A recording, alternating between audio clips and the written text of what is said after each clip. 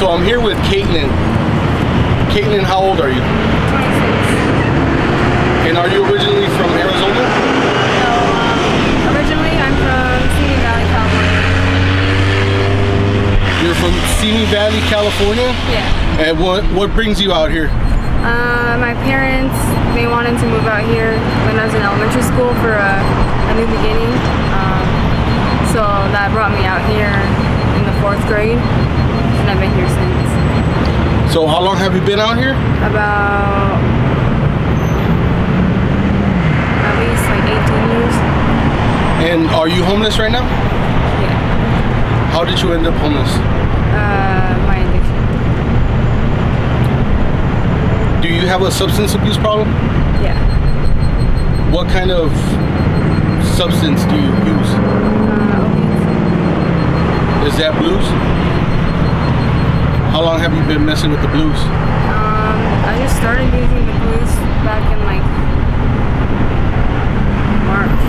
Not that long. So you've been on them for about 7 months, maybe 6 months? Yeah. How did you get introduced to the blues? I used to be an heroin addict, and then I went to rehab. I was in a sober living, got kicked out, came up here, and someone told me about them, and I was like, oh, well, everyone else is doing it, might as well. So I got introduced that way, and then I didn't stop after that. Just every day. So you do them every day now? Yeah, I have to. I mean, like physically. So you're physically dependent on them now?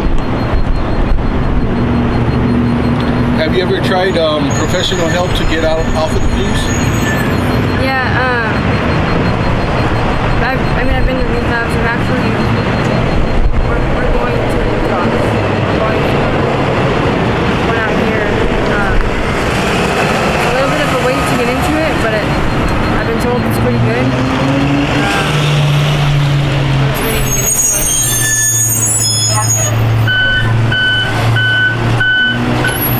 So do you still have your parents out here in Arizona? Yeah, but they're like 4 hours away. They're in a different town. Do they know about your situation? Yeah. What do they tell you?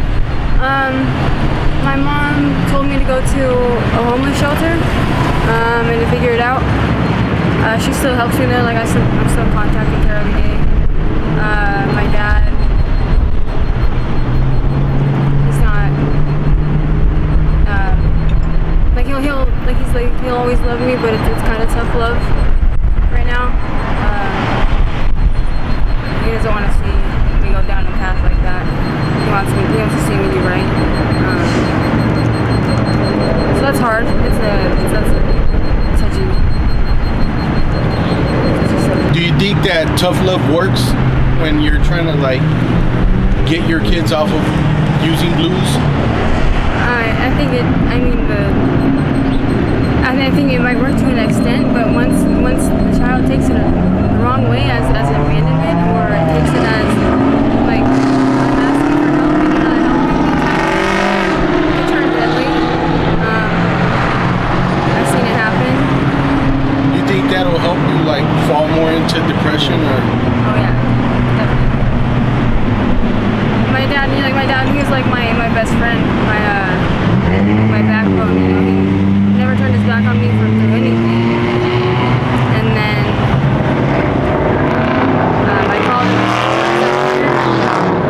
and he basically was like, "You got to figure this out yourself. I can't help you anymore. You know, you got to help yourself." And so I was like, "Oh, I screwed up big this time." So I'm figuring it out, learning it the hard way. Cause it sucks, you know. I have a family, like I have a bed, I have a home, I have a house dog and shit back home, but I'm not even allowed back anymore. How was your childhood? Was it a good childhood or? divorced, at like a young age, but I mean, it wasn't bad. Like, I wasn't starving. I had, new clothes, electricity. Like, it wasn't like a horror story that you hear about, a bad childhood. It was good, I was a cheerleader. I did volleyball. Gymnastics. Like, I was pretty popular in high school. Like, it wasn't bad.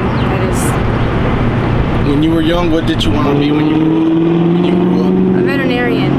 Veterinarian? Yeah.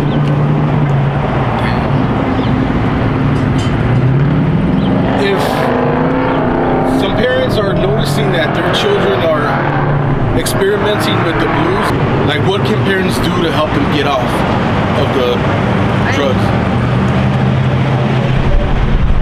I think the first sign that any parent should kind of listen for is like a cry for help without crying for help. You know what I mean? If they're just anything is kind of lagging, or their mood swings are a little different. Like, I know the first thing that I do when I started using was I stopped calling my my mom every day. I stopped going to my sister's house every day. And then I stopped doing my makeup. I stopped doing my hair. I stopped just noticing little signs like that. Just ask, if they, like, you are who you hang out with. You see what their friends look like, you see what their friends are doing, or, know about it. And, I mean, if it is that situation and they are using, just, all you can do is offer help and offer that hand. Maybe that's, maybe they're scared to come out and say something because they'll feel like you'll disown them, or, you're gonna, kick them out or whatever.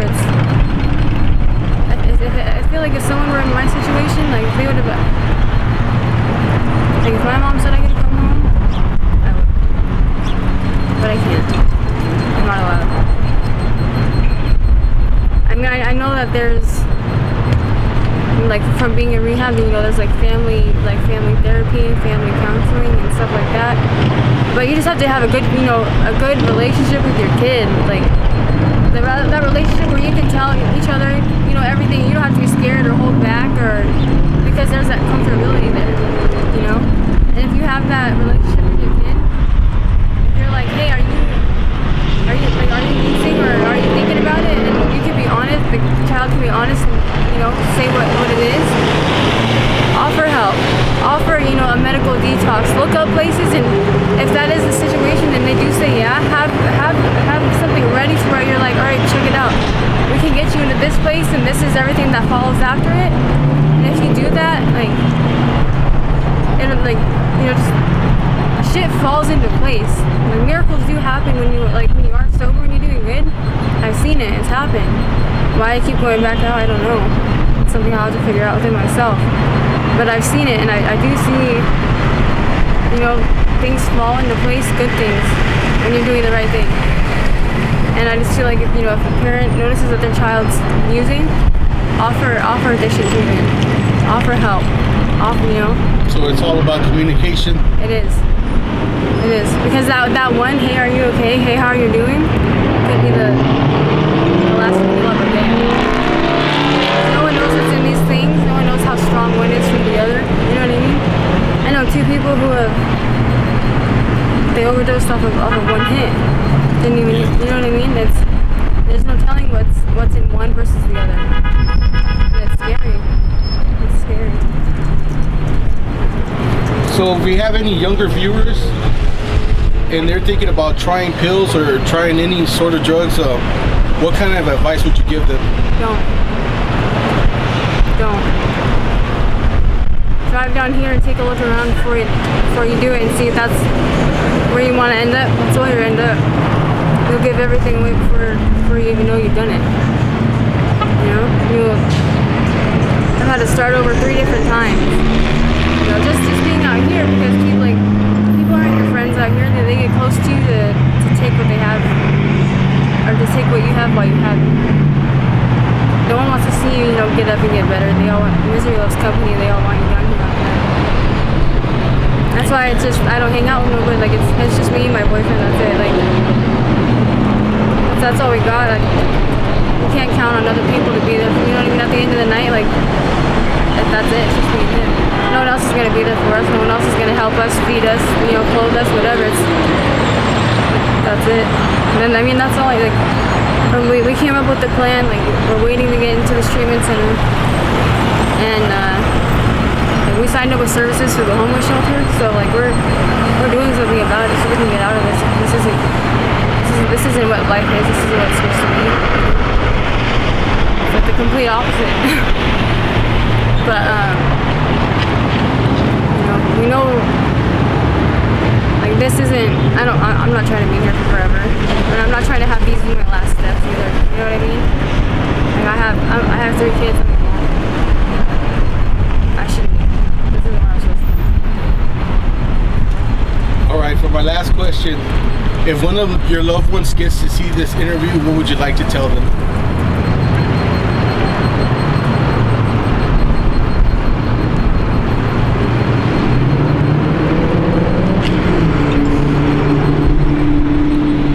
I'm sorry. But I'm fixing it. Just don't give up.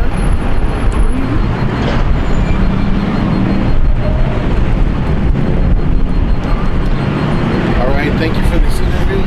And are you okay with me using it on my YouTube channel? Yeah. Okay, thank you. I appreciate it.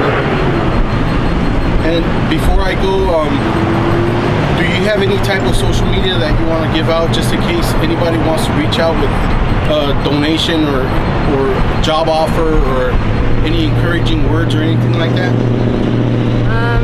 Yeah, my Facebook is Kaitlin Rose. I have Instagram. I think that's Kaitlin Sappenfield. And then I don't even have just that's it just now for right now. I lost my phone, so I don't know anything else. All right, Kaitlin. Thank you. I appreciate it. Thank you.